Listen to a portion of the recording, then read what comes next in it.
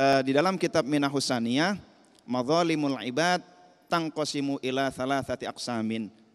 Kezaliman kepada sesama itu ada 3 jenis. Qismun yata'allaqu bin nufus, qismun yata'allaqu bil amwal, wa qismun yata'allaqu bil a'rad.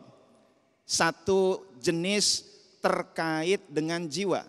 Tadi yang beliau sampaikan. Treatmentnya masing-masing beda. Beda jenis, beda treatment. Kalau jiwa tadi pakai kisos, kafarat dan lain sebagainya. Gigi dengan gigi, al-aina bil aini, was-sinna bis sinni, mata dengan mata, gigi dengan gigi. Ini yang pertama terkait dengan jiwa, nufus. Yang kedua qismun yata'allaqu bil amwal. Yang kedua adalah terkait harta. Treatmentnya bagaimana? Untuk mengklarifikasi, untuk menetralkan kezaliman agar kita clear nanti di akhirat dengan mengembalikan harta. Kalau orangnya udah meninggal, ada ahli waris. Jadi suatu saat ada kisah Ibrahim bin Adham, beliau beli kurma di Mekah. Lalu lagi enak-enak transaksi, ada 2 butir kurma jatuh ke kantongnya. Kebawalah oleh Ibrahim bin Adham ke Palestina, tinggal di sana. Lalu beliau berdoa kepada Allah di Qubbatus Sokhro. Setahun kemudian beliau mendengar ada dialog 2 malaikat. Kat. Wah, ini Ibrahim bin Adham kan? Iya, emang kenapa? Dia kan waliullah, kekasih Allah. Iya, emang kenapa? Kenapa selama 1 tahun ini doanya tidak dikabulkan? Dia tidak dikabulkan doanya karena dia makan 2 butir kurma yang bukan hak dia, milik pedagang kurma di Mekah. Berapa butir kurma Bapak Ibu? 2, bukan 2 miliar. 2 butir kurma 1 tahun doanya ditolak oleh Allah Subhanahu wa ta'ala. Ya Allah, besoknya langsung menempuh perjalanan 1.500 km ke Mekah. Dalam rangka minta diikhlaskan tuh 2 butir kurma.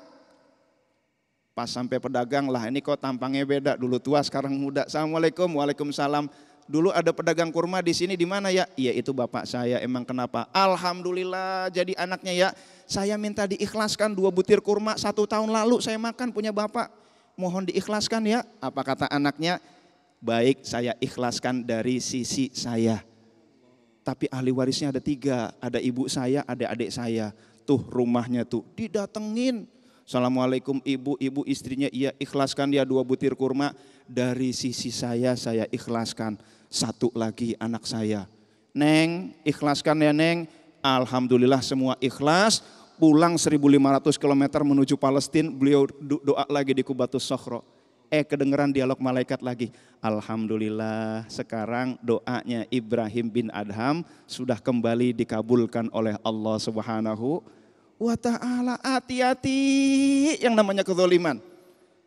Ini kalau 1 orang 2 butir kurma, bagaimana kalau uang negara coba? Minta maafnya sama siapa coba?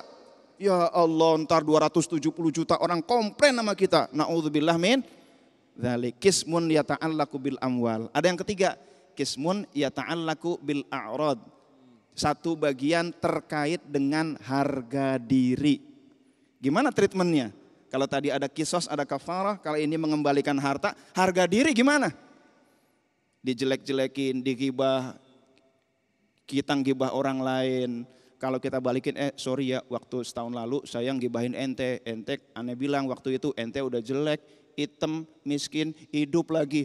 Kira-kira dia maafin apa makin marah? Makin marah. Caranya bagaimana? Tadi sudah beliau sampaikan. Baca Al-Ikhlas, Al-Falaq, An-Nas, mohon kepada Allah agar kirimkan pahala ini kepada beliau. Ya Allah ampunilah dosa-dosa beliau, berikanlah kelapangan bagi beliau sehingga nanti di akhirat dia tidak menuntut saya ya Allah. Nah treatmentnya seperti itu. Beda jenis maka beda pula treatmentnya. Nah Habib Abu Bakar bin Abdullah Al-Atas, suatu saat beliau seorang waliullah datang ke kuburan, ini kuburan nangis nih ahli kuburnya. Ditanya, Pak kenapa nangis? Iya dulu saya memfitnah orang. Udah minta maaf belum ente? Udah. Orangnya udah maafin? Udah. Kenapa ente masih nangis? Iya fitnah saya menyebar ke orang-orang dan orang masih percaya sampai sekarang kepada fitnah saya. Ya Allah, hati-hati yang namanya kezaliman. Ya Allah, jadi pada intinya ketika manusia belum memberikan maafnya tetap akan ada pengadilan akhirat. Lebih berat lagi itu. Ya Allah. Ya Allah, naudzubillah min dzalik.